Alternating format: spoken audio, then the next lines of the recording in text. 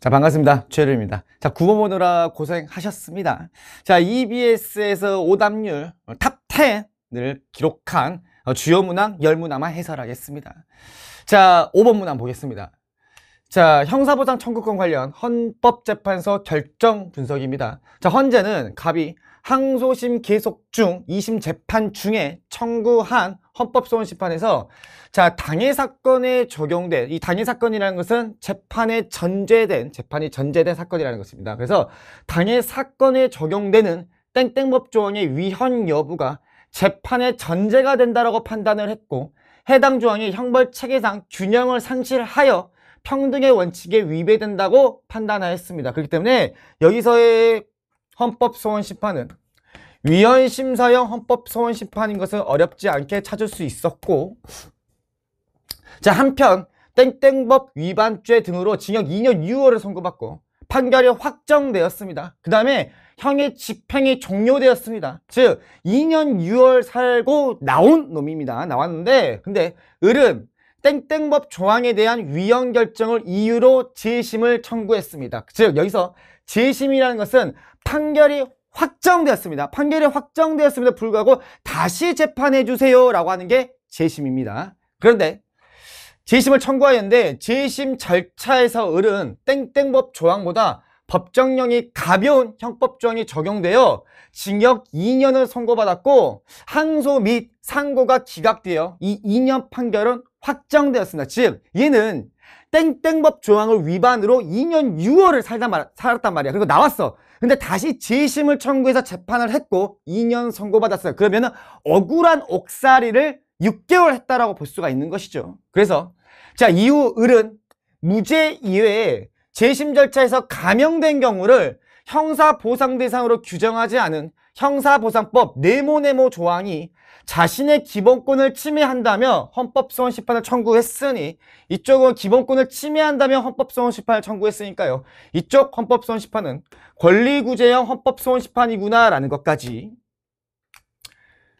자, 헌재는 네모네모 조항은 무죄 재판을 받아 확정된 사건에 피고인에게 적용되는 조항이므로 무죄 재판을 받지 않은 을에게는 네모네모 조항이 아닌 형사보상법 세모 조항이 적용된다라고 판단하고 그 심판 대상을 변경하였습니다. 즉 여기서의 심판 대상은요, 헌법재판소의 심판 대상은 네모네모 조항이 아니라 세모 조항이 되는 것입니다. 헌법재판소에서 세모 조항으로 대상을 변경하였습니다. 자, 그리고 항상 여기서부터 유심히 좀 보셔야겠죠. 여기서부터는 헌법재판소의 결정이 나오는 것입니다. 자, 그리고 헌재는 재심 판결에서 선고된 형을 초과하여 집행된 구금에 대하여 보상 요건을 규정하지 않은 세모 조항이 을의 기본권을 침해한다라고 헌재는 판단하였습니다. 기본권을 침해한다고 판단한 것이죠. 이에 따라 재심 판결에서 선고된 형을 초과하여 집행된 구금에 대해서도 형사보상을 청구할 수 있는 계기가 마련되었습니다. 자, 그러면 일단 기억부터 갈게요. 자, 갑이 청구한 헌법소원심판은 위심사 헌소입니다. 자, 위헌법률심판 제청 결정을 구하는 갑의 신청에 대한 항소법원에 기각 결정을 분명하였을 거예요. 왜? 위헌심사형 헌법소원심판은 재판 당사자의 위헌법률심판 제청 신청이 기각된 경우 할 수 있는 게 바로 위심사 헌소이거든. 근데 그 기각 결정을 심판 대상으로 한 것은 아닙니다. 얘들아, 위헌심사형 헌법소원심판은 말은 위헌심사형 헌법소원심판은 사실상 위헌법률심판입니다. 위헌법률심판의 후속 조치가 바로 위심사 헌법소원심판이기 때문에, 그래서 심판 대상은 이 기각 결정, 아니 법원이 제 위헌법률심판 제청 신청을 기각했어요. 이걸로 위심사 헌소하는 것이 아니야. 이를 이유로 위심사 헌소를 한 것이 아니라 동그라미법 조항이 심판 대상입니다. 알겠죠? 그래서 자, 기억은 쳐내는 건 괜찮고, 자, 니은. 자, 을은 권리구제형 헌법소원심판을 청구했습니다. 을은 공권력 작용으로 인하여 헌법상 보장된 기본권이 침해되었음을 이유로 권구제형 헌법소원심판 청구했다 했기 때문에, 자, 니은은 일단은 괜찮고요. 자, 디귿입니다. 자, 헌재는요, 을이 청구한 헌법소원심판에서, 여기서는 권리구제형 헌법소원심판이고요. 자, 형사보상법 세모 조항이 헌법상 과잉금지의 원칙에 위반된다라고 헌재는 판단했다 했는데, 일단 그러면 이 디귿을 설명하기에 앞서 좀만 부연 개념 설명을 좀 해주겠습니다. 자, 그러면 과잉금지의 원칙에 대해서 좀 살펴볼게요. 자,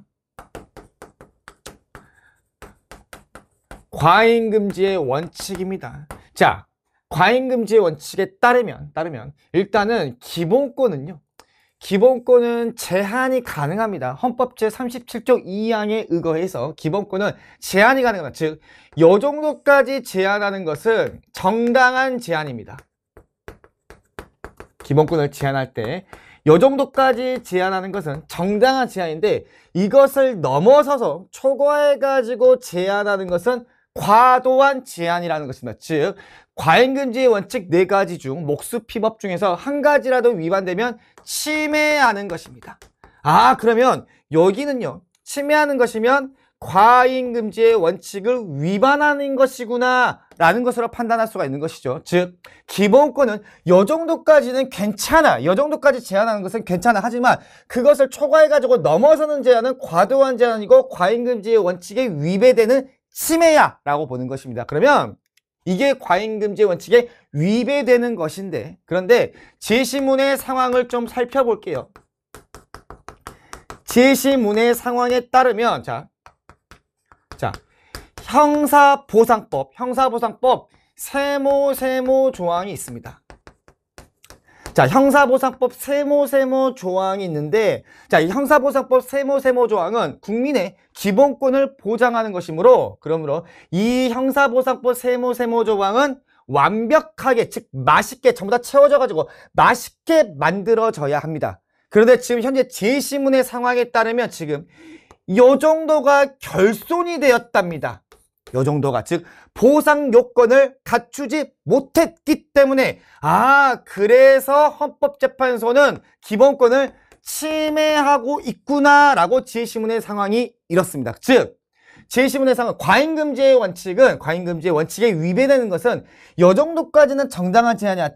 그런데 과하게 제한하는 것은 침해고 과잉금지의 원칙에 위배되라는 것인데, 제시문은요, 형사보상법은 국민의 기본권을 보장하기 위해 충분한 요건을 갖춰줘야 하는데, 지금 현재 충분한 요건을 갖추지 못했잖아, 얘들아. 결손된 상황이야. 그러기 때문에 국민의 기본권이 침해되었다고 헌법재판소가 판단한 것입니다. 다시 돌아갈게요, 디귿선지로. 그래서 헌법재판소는 을이 청구한 헌법소원심판에서 형사보상법 세모 조항이 헌법상 과잉금지 원칙에 위반된다고 판단하였다고 볼 수 없습니다. 그래서 정답은 니은 2번에 해당됩니다. 자, 저는 상시근로자 10명이 근무하고 있는 마트를 운영하고 있습니다. 여름방학 시즌을 맞아 물품 판매를 위해 남학생 3명을 추가 고용했습니다. 자, 갑 14세, 15세 미만입니다. 14세 중학생이고 을 16세. 항상 나이 잘 보셔야 됩니다. 연소근로자입니다. 병 18세 일반 근로자입니다. 다 미성년자죠. 자, 같은 고등학교에 다니고 있습니다. 자, 다음은 갑을병과 각각 체결한 근로계약의 공통된 내용지 일부이고요. 이 계약에 대한 법적 조언 부탁해요. 자, 기간 문제 없고요. 자, 근로계약서에는 소정근로시간이 명시가 되어야 됩니다. 즉, 사용자와 근로자가 일하기로 합의한 시간이 소정근로시간입니다. 그래서 소정근로시간은 법정근로시간 내에서 움직여줘야 된다. 자, 휴게시간은 근로시간 도중에 주어야 되죠. 그래서 근로시간은 휴게시간을 빼줘야 되니까 6시간이고요. 자, 근무일은 수요일부터 일요일 주 5일이고 월, 화가 휴일입니다. 그러면 일주일에 30시간씩 일을 하겠네. 자, 임금도 문제가 없고 1번. 자, 갑은 독자적으로 임금을 청구할 수 없으나 미성년자는 임금 청구를 단독으로 행사할 수 있습니다. 그래서 1번은 쳐내시고 2번. 자, 을을 근로자로 사용하기 위해서는 연소근로자네.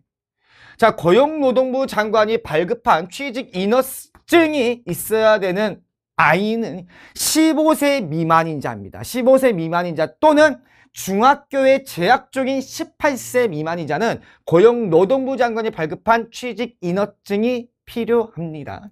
그래서 2번 틀렸고요. 3번. 자, 을이 연소근로자가 근로계약 내용대로 일요일에 근무한다면 을에게 통상임금의 50%를 가산하여 지급해야 된다. 이것은 휴일 근로에 해당하는 것이죠. 즉 여기서의 휴일은 월화가 되는 것입니다. 월화.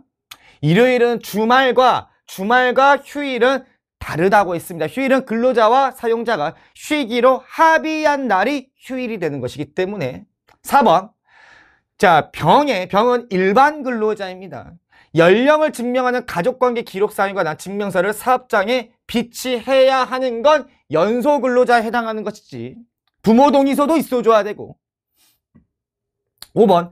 병과 합의하여 병이 매 근무일 22시까지 2시간 더 근무하게 하는 것은 근로기준법에 위배되지 않는다. 얘는 30시간을 했기 때문에 5일간 2시간씩 더 근무하더라도 법정 근로시간 내가 되기 때문에 괜찮습니다. 5번 정답이고요. 9번.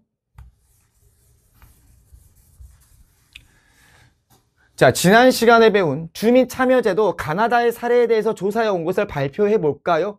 자, 가의 사례로는요, 직권을 남용한 다이아몬드 도의회 지역구원 A가 주민 투표를 통해서 임기 중에 그 직을 상실한 것을 들 수 있어요 라고 했기 때문에, 자, 이 가는 주민 소환제도이다. 그리고 다이아몬드 도의회는 광역의회이죠. 광역의회. 그 다음에 자, 나의 사례로는 땡땡 군수가 네모 시설 유치 여부에 대한 주민의 의견을 듣기 위하여 적법한 절차를 거쳐 주민 투표를 실시한 것으로 들 수 있어요. 나는 주민 투표에 해당하고요. 다의 사례로는 동그라미 군 주민들이 적법한 절차를 거쳐 동그라미 군의회죠. 기초의회죠. 주차시설 관리에 대한 조례안 제정을 청구한 것을 들 수 있습니다. 했기 때문에 이쪽은 주민 발안에 해당하는 것이다. 자, 기역. 자, 기역의 지역구 의원 선출을 위한 선거는, 자, 광역의회, 기역은 광역의회입니다. 광역의회의 지역구 의원을 선출하는 선거제도는 소선거구 제도에 해당합니다. 동일 선거구 내 당선자 간 득표율 차이로 표의 등가성 문제가 발생할 수 있는 것은 중대선거구 제도에 해당하기 때문에 기억은 틀렸고, 니은. 자, 니은은 기초의회입니다. 자, 기초의회는 땡땡군의 예산안을 심의하고 의결하죠. 그죠? 예산안을 편성하는 것은 군수가 할 것이고, 군수. 예산안을 심의 의결하는 것은 군의회가 할 것이니까 니은은 정답이고, 자, 다를 통해 주민은 지방자치법의 재개정 및 폐지를 청구해서 이 주민들이, 우리 주민들이 지방자치법이 아니라 조례죠. 조례. 우리 지방자치법, 지방자치법이 아니라 자치법규인 조례입니다. 조례를 재개정 및 폐지를 청구할 수 있는 게 바로 주민 발안에 해당합니다. 이것은 틀렸고, 리을.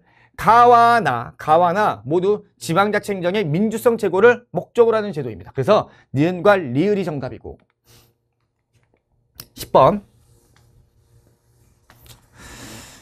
이게 가장 오답률이 높더라고요. 그죠? 좀 짜쳤습니다. 자, 일단 보자. 자, 땡땡 단체는 T시기와 T+1시기에 1인의 대표자를 선출한다. 한 명만 뽑겠다.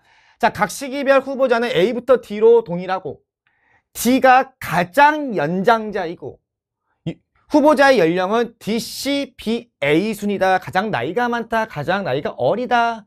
동그라미 단체의 각 시기별 유권자는 100명이고 V1부터 100까지 있고, 변함이 없으면 유권자는 집단별로 동일 후보자에게 투표했다. 자, 자료일은 각 시기 유권자 집단별 투표 결과이고, 자료인은 각 시기별 대표 결정 방식에 대한 설명입니다. 자, 일단 보시면, 자, 유권자 1위는 어쩌고 저쩌고 하고, T+1시기 결선 투표에 진출한 후보자를 지지한 유권자 집단은 결선 투표에서도 동일한 후보자에게 투표한다는 조건이 있고요. T시기. 자, 가장 많은 표를 얻은 1인이 당선됩니다. 가장 많은 표.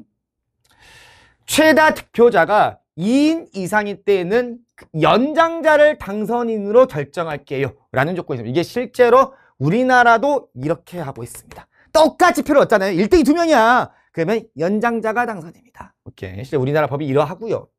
자, 그러면 T식이 볼까? 그러면 자, 유권자 집단이 있잖아. 100명이잖아.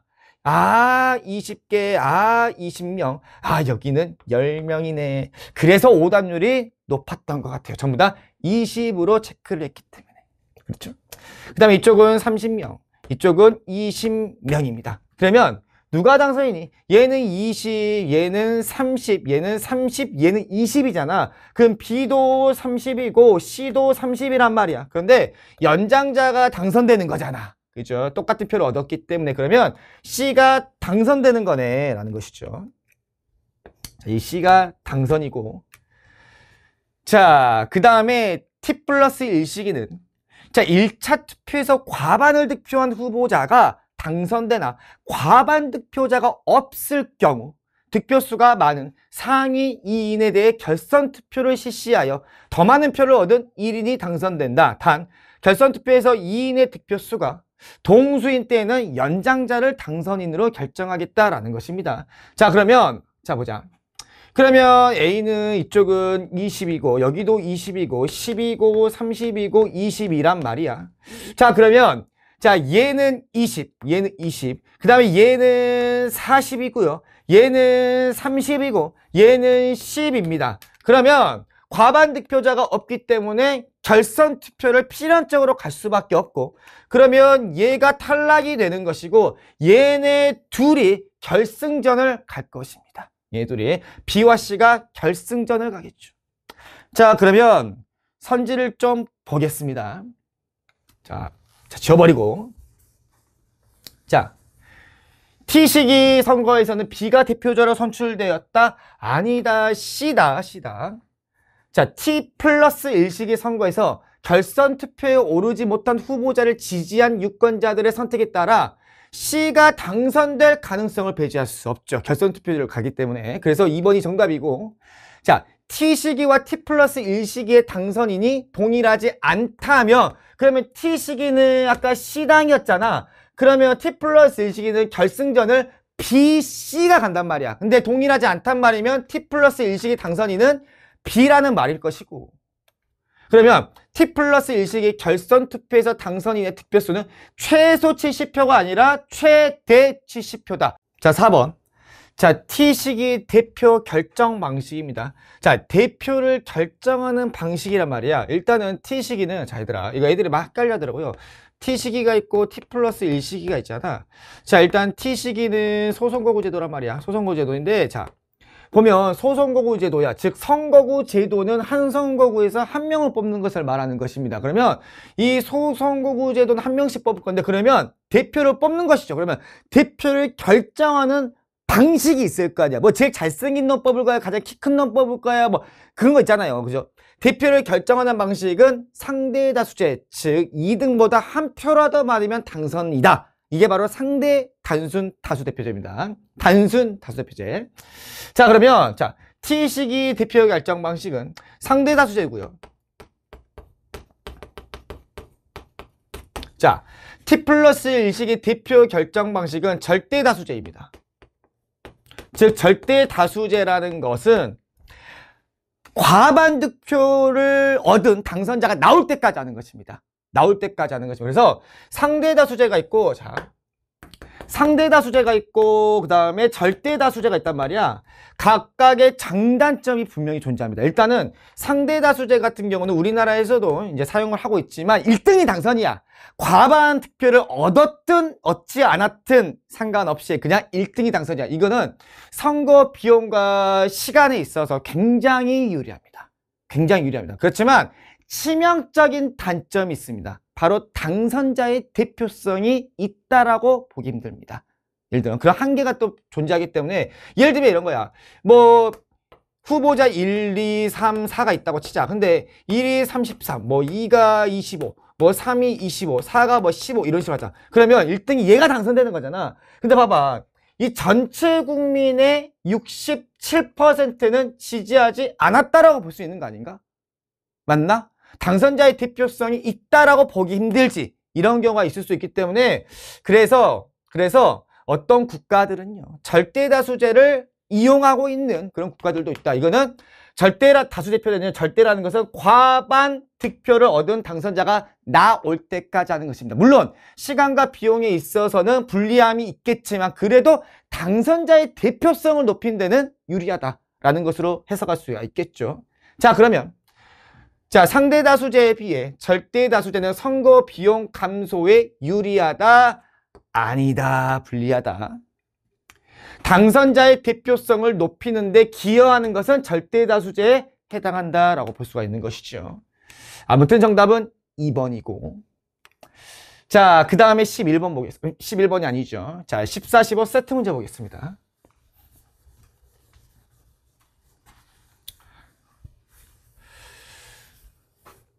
자, 보자. 자, 갑 13세 갑은 세모 스마트워치를 사기 위해 법정 대리인에 땡땡 자전거를 50만 원에 팔기로 결심을 하고, 자, 중고거래사이트에 때의 판매글을 게시했고요. 게시글을 본 을은 갑이 미성년자임을 알면서 갑과 땡땡 자전거 매매 계약을 체결했답니다. 그래서 자, 이 갑과 을은 계약을 체결했습니다. 단 을의 입장에서는 계약 당시에 미성년자임을 알고 있었으니 철회권은 행사 안 된다. 계약 체결 당시 갑은 위 매매 계약에 대해 법정 대리인의 동의를 받지 않았기 때문에 확정적으로 유효한 계약은 아니다. 자, 이유. 갑은 변심하여 돈만 챙길 생각으로 자신의 계좌에 을이 50만 원 송금하면 1시간 후 지하철역에서 앞에서 만나 자전거를 건네주겠다고 을을 속였고, 갑에게 속은 을은 50만 원을 갑의 계좌에 송금하고 약속 장소에서 기다렸지만 갑은 끝내 나타나지 않았고, 갑은 을에게서 받은 돈으로 세모 스마트워치를 판매한다고 글을 올린 병으로부터 얘도 미성년자네. 자, 병으로부터 스마트워치를 구매하였는데, 그러면 갑과 병 현재 미미계약입니다. 얘네들도 서로 계약을 체결을 했네. 구매하는데 알고 보니 병이 모조품을 정품으로 속여서 판매한 것이었네. 속였네. 사기쳤구나. 사기를 이유로 취소가 가능하겠구나. 또한 병은 갑에게서 받은 돈으로 정이 운영하는 전자제품 매장에서 고가의 헤드폰을 사기 위해 자신이 직접 위조한 신분증을 제시하였고, 이에 병이 성인이라고 믿은 정은 이 헤드폰을 병에게 판매했다. 적극적 기망수단을 이용한 계약이네. 우리 민법은 싸가지 없는 미성년자는 보호할 필요가 없답니다. 알겠죠? 그래서 직접 위조한 신분증으로 남을 속여가지고 적극적 속임수를 이용해가지고 체결한 계약이기 때문에 해당 계약은 확정적으로 유효한 계약이 완성돼서 취소권이 배제가 된다라는 것입니다. 그래서 병과 정이 체결한 계약은 확정적으로 유효한 계약이 체결된다라는 것이고, 한편 을이 피해 사실을 경찰에 신고했고, 신고를 받은 경찰은 수사를 통해 갑의 사기 혐의를 확인하였습니다. 그리고 돈의 사용처를 수사하던 경찰은 병의 사기 및 위조 혐의를 확인하고 병에 대한 사건을 검사에게 송치했습니다. 1번. 갑은 을과 체결한 매매 계약을 취소할 수 없다, 취소할 수 있다. 법정 대리인 동의를 얻지 않고 체결한 계약이기 때문에 취소가 가능하고, 2번. 을은 갑에게 계약 체결의 의사표시를 철회할 수 없다. 2번이 정답이죠. 계약 체결 당시에 갑이 미성년자임을 알았기 때문에 3번. 갑과 병의 매매 계약은 무효이다, 아니다, 취소 사유에 해당된다. 4번. 병의 법정 대리인은 정과의 매매 계약을 취소할 수 있다, 안 된다. 자녀가 적극적 기망 수단을 이용한 계약을 체결했기 때문에, 그래서 확정적으로 유효하기 때문에 취소권이 배제됩니다. 즉 취소권자의 취소권이 배제됩니다. 즉 병도 안 되고 병의 법정 대리인도 안 됩니다. 이미 완성된 계약이 돼버렸기 때문에 이것도 안 되고. 5번. 정은 병의 법정 대리인에게 매매 계약을 추인할 것인 여부에 대한 확답을 촉구할 수도 안 된다. 이미 확정적으로 유효한 계약이기 때문에 확답 촉구권이 배제가 된다라는 것이고. 55번.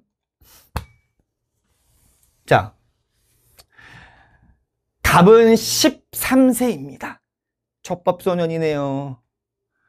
기소유예 처분은 할 수가 없습니다. 촉법소년은 절대로 검찰로 가지 않습니다. 즉 절대로 검찰, 즉 검사가 있는 검찰로 가지 않기 때문에 검사가 할 수 있는 처분 또한 대상이 되지 않습니다. 알겠죠?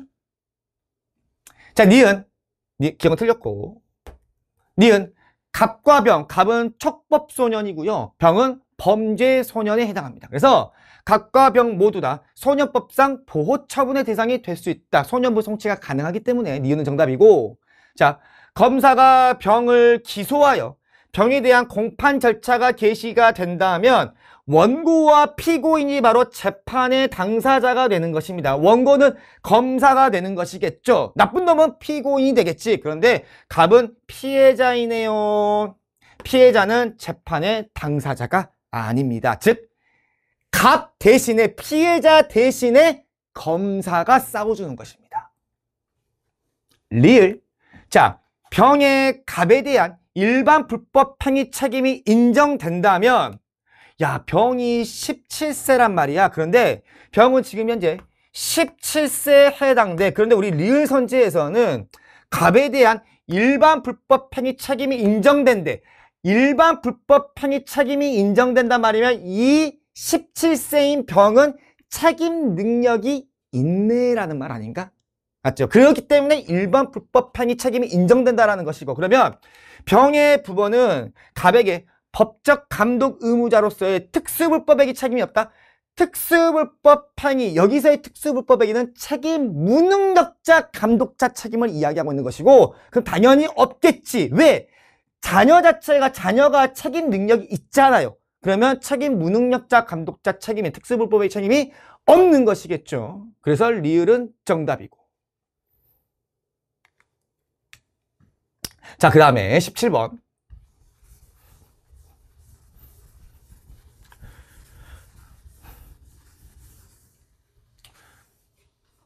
자, 범죄가 성립하기 위해서는 A, B, C 세 가지 요건을 갖춰야 하는데 그중 A가 인정되지 않아서 범죄가 성립하지 않은 사례에 대해서 발표해보자 라는 것입니다. 그러면 범죄의 성립 요건은 세 가지가 있죠.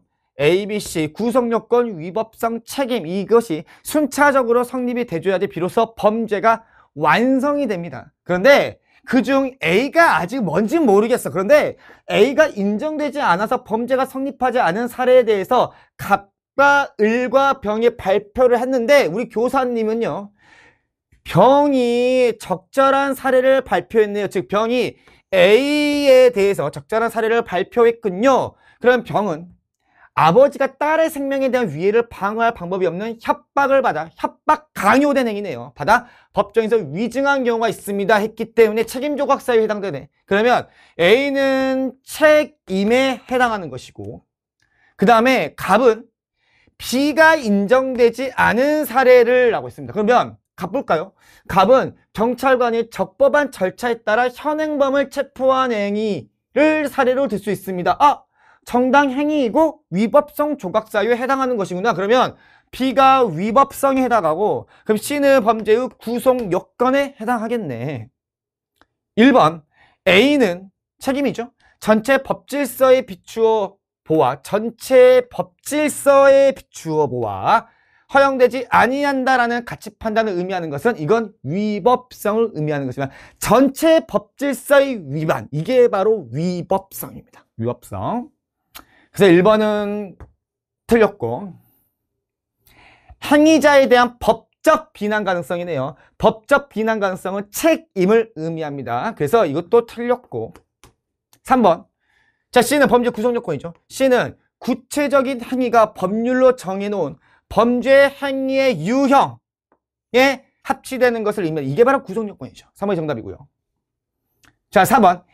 A와 C 모두 행위자가 아닌 행위에 대한 판단을 한다 했는데, 봐봐 얘들아, 어떤 사람이 뭔가 행위 액션을 취합니다. 그러면 이 행위 자체가 범죄인지 아닌지에 대한 성립 요건을 검토하게 되는데, 그래서 행위를 한다면 구성 요건, 그 다음에 위법성, 그 다음에 책임을 검토해서 전부 다 충족이 된다면 비로소 범죄가 완성이 되는 것인데 어떤 사람의 행위를 했단 말이야. 그러면 그 사람의 행위가 과연 법에 근거가 써져 있나?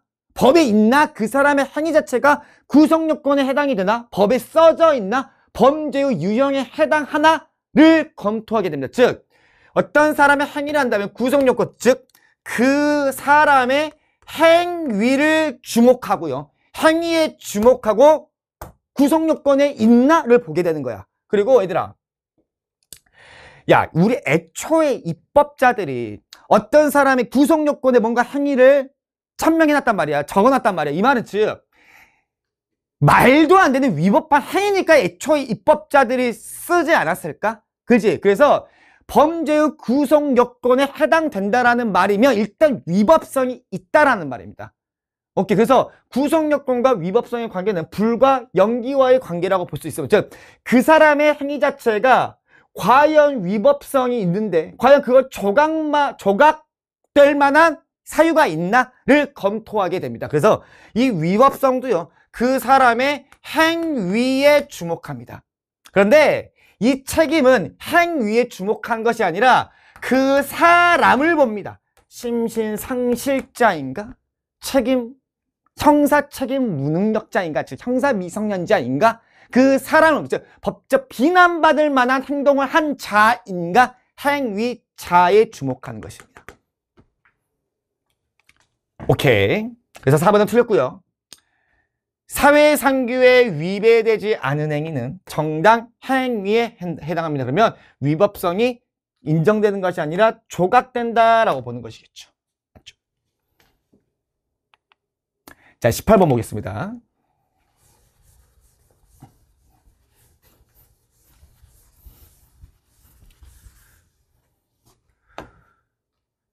자, 18번 보겠습니다. 자, 갑은 사귀고 있던 동갑내기 을에게 다른 사람이 생겼다고 의심하여 을을 폭행해 전치 3주의 상해를 가하는 등 수차례 폭력을 행사했고, 이에 을은 갑을 고소를 했고요. 자, 수사 결과 교제폭력 혐의가 인정되어 검사는 갑을 기소했습니다. 1심 법원은요, 갑에게 징역 1년을 선고하면서 그 집행을 2년간 유예하였습니다. 집행유예 받았습니다. 자, 한편 병은 사회에 대한 불만으로 지하철에서 흉기를 휘둘러 승객 3명에게 상해를 입혔고, 신고를 받고 출동한 경찰에 의해 체포된 병은요, 자, 구속영장이 발부되었습니다. 그럼 구속되겠죠. 검사는 구속된 병을 기소했고 1심 법원은 병에게 징역 6년을 선고했습니다. 이에 불복한 병이 항소를 했고요. 구금된 상태에서 병에 대한 항소심이 진행 중이다라는 것이고, 1번 갑에게 선고된 판결이 확정된 경우 집행유예 받았죠. 2년 동안 그 선고가 실효 또는 취소되지 않으면 갑은 면소된 것으로 간주한다. 아니다. 집행유예는 형 선고의 효력이 상실된다. 2번 자, 을은 갑에 대한 형사소송에서 배상명령을 신청하여 국가로부터 범죄 피해자 구조금을 받을 수 있다. 이거 앞뒤가 맥락이 전혀 다릅니다. 자, 형사소송에서 재판 중에 배상명령을 피해자가 신청할 수 있습니다. 그러면 민사적 손해배상명령까지 같이 받을 수 있다는 것입니다. 단 유죄 판결 시에 가능한 것이죠. 단 범죄 피해자 구조 제도는요, 범죄로부터 생명 또는 신체 피해를 입었을 때 피해 전부 또는 일부를 배상받지 못했을 경우 국가의 범죄 피해자 구조 제도를 활용할 수 있는 것입니다. 그래서 이것도 틀렸고, 3번 자, 병에게 구속영장을 발부한 법관은 검사의 구속영장 실질심사 청구로 병을 직접 심문한 후, 여기서부터가 틀렸죠. 여기까지가 틀렸죠. 검사의 구속영장 실질심사를 청구하는 것이 아닙니다. 검사가 구속영장을 청구하면 무조건 영장 실질심사가 이루어지는 것입니다. 그래서 틀렸고, 4번 자, 1심 법원은 자, 병에게 교정시설에 수용되나 정해진 노용에 복무하지 않아도 되는 형, 이거는 지금 현재 금고형을 말하고 있는 것입니다. 금고형이죠. 그런데 1심 법원은 병에게 징역 6년을 선고했습니다. 징역을 선고한 것입니다. 자, 5번 자, 병은 항소심 계속 중 재판 중이죠. 보증금 납부를 조건으로 보석을 통해서 석방될 수 있습니다. 재판 중이기 때문에. 그래서 5번이 정답이 되는 것입니다. 그 다음에 19번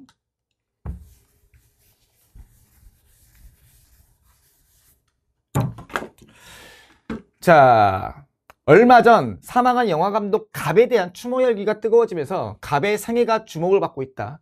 소설가 A의 친생자인 갑은요, 자, B의 도움으로 영화감독이 될 수 있었다. B는 영화 제작자로 알려져 있는데 A가 남편과 사별 후 홀로 갑을 키우고 있다가 B와 법률혼을 했다라는 것이죠. 자, 한편 갑은 을과의 이혼으로도 주목을 받았다. 갑의 작품마다 출연했던 영화배우 을은 갑과 성격 차이로 갈등을 겪다 이혼을 요구하였다고 한다. 즉, 갑은 을과 이혼을 하였다라는 것이죠. 즉, 근데 어떤 이혼을 했는지는 알 수가 없죠. 자, 갑의 자녀로는 병이 유일합니다. 병이 유일한데 병은 어떤 애냐면 을과 정의 혼인 중의 출생자로 적법한 절차를 거쳐가지고 갑에게 친양자로 입양된 아이가 바로 병이랍니다. 즉, 자, 을과 정의 혼인 중에 출생자인 병이 있을 것이고 이 아이는 갑이 친양자로 입양한 아이입니다. 친양자로 입양한 아이이기 때문에 그러면 알 수 있듯이 정과 병의 관계는 단절됩니다. 단절됩니다. 자, 그 다음에 자, 을과 이혼 후 연이은 작품 실패로 힘들어하던 갑의 건강이 급격히 악화된 것은 A와 병의 사망 이후부터라고 전해진다. 얘랑 사망한 이후부터 건강이 악화되었답니다. 자, A가 지병으로 사망을 하고 한 달 후 8세인 병도 자, 갑작스러운 사고로 사망을 했고요. 자, 지난해 영화제에서 감독상을 수상했던 갑은 사망 전 유언을 남기지 않았다. 자, 1번. 자, A의 사망 당시에 자, 을과 병 사이의 친자관계는 여전히 유지가 되어 있는 것이죠. 을과 병은. 단 정과 병의 친자관계가 단절되는 것입니다. 친양자 입양이 있기 때문에 갑은. 그래서 1번이 정답이고. 자, 병의 사망으로 정은 병에 상속이 된다. 친자관계가 없기 때문에 상속이 되지 않죠. 그 다음에 자, 갑의 사망으로 B는 갑의 상속이 된다. 이 친자관계가 이어지려면 입양을 해줘야 됩니다. 그래야지 상속인이 되는데 근데 입양되었다라는 게 제시되어 있지 않기 때문에 틀렸고 4번 갑과 을의 이혼이 확정된 때부터 병은 갑의 친생자와 같은 지위를 가지게 된다. 이혼이 확정된 때부터 아니라 재판이 확정된 때부터 자 5번 병이 친양자 입양은 재판을 통해서 이혼을 하는 것이니까 재판을 통해서 입양을 하는 것이니까 자 5번 병의 사고 당시 자, 을은 병이 자기의 명의로 취득한 재산에 대한 관리권을 가진다.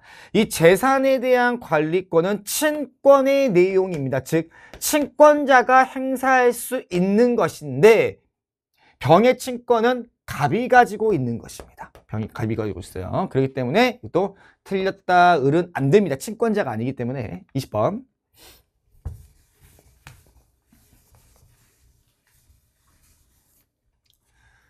자, 국제법의 법원 A, B에 대한 설명으로 옳은 것은 이라고 했고요.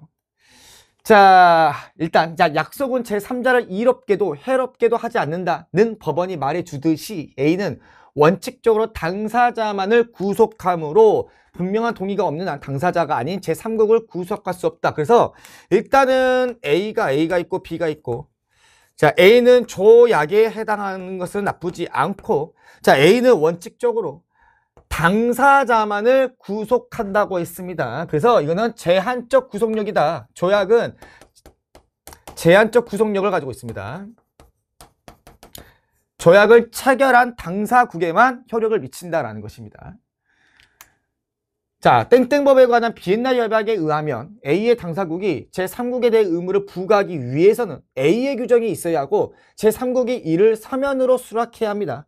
자, 권리를 부여하는 경우도 제3국의 동의가 필요합니다. 다만 위 협약에 따르면 A의 조약의 규정이 법적 확신이 부여된 일반적 관행이기 때문에 그래서 비로소이기 때문에 B는 국제관습법에 해당이 되고 비로소 제3국을 구속하게 되는 것을 배제하지 않아. 왜? 국제관습법은 포괄적 구속력을 갖고 있습니다. 자, 1번 우리나라에서는 대통령이 체결비준한 A 조약이 헌법보다 우위에 있지 않음을 인정하고 있습니다. 헌법보다 우위 없어요. 그래서 1번은 정답이고요. 자, 2번. 자, 국제기구는 조약의 체결 당사자가 될 수 있습니다. 조약은요. 조약은 국제기구도 체결 당사자가 될 수 있습니다. 자, 3번. B를 국제간섭법을 재판 준칙으로 하는 국제사법재판소의 판결은 자, 원칙적으로 국제사회의 모든 국가에 대해 법적 구속력을 가진다. 모든 국가가 아니죠. 모든 국가. 그 당사자 국가에만 법적 구속력을 가진다라고 보는 것이 맞고. 4번. 자, B는 A가 없는 경우에만 적용되는 건 아닙니다. B는 A가 없는 경우에만 적용되는 것도 아니고, 자, 보충적 법원으로 법적 결정의 보조 수단이 되는 거, 이거는 판례와 학설에 해당합니다. 판례와 학설. 그래서 틀렸고, 5번. 자, A의 규정이 B로 인정되더라도, 즉, 이 조약의 규정이 국제관습법으로 인정이 되었습니다. 그러면 포괄적 구속력이 있겠죠. 포괄적 구속력. 그래서 원칙적으로 제3국의 동의가 있는 경우에만 B로서 제3국에 대하여 구속력을 가질 수 있는 것이 아니라 국제관습법으로 인정된다면 포괄적 구속력이 있습니다. 포괄적 구속력이. 그래서 정답은 1번입니다. 자, 9번 보느라 고생하셨습니다.